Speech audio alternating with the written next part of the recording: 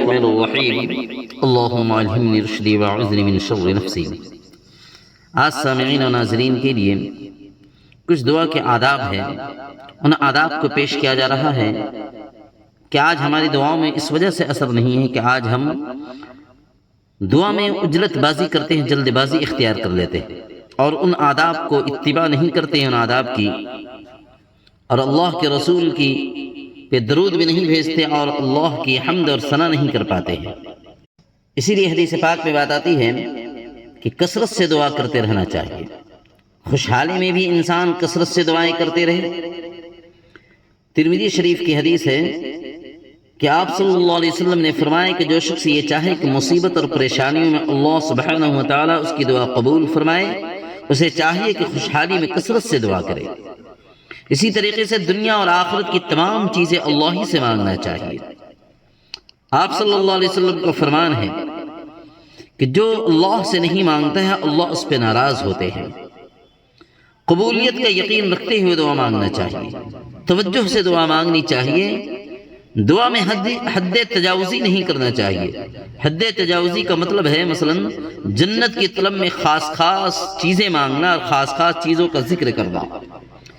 آپ صلی اللہ علیہ وسلم کو فرمان ہے کہ اللہ سبحانہ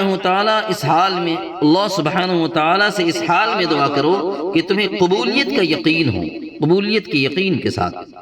آپ صلی اللہ علیہ وسلم نے یہ بھی فرمایا ہے ترمذی شریف ابواب الدعوات میں کہ یقین رکھو کہ اللہ سبحانہ وتعالیٰ غافل اللہ پرواہ دل کی دعا قبول نہیں فرماتے ہیں۔ اسی لیے دوسری جگہ قرآن مقدس میں بھی یہ بات آئی ہے ادعوا ربکم تضرعا وخفیہ انہ لا یحب المعتدین۔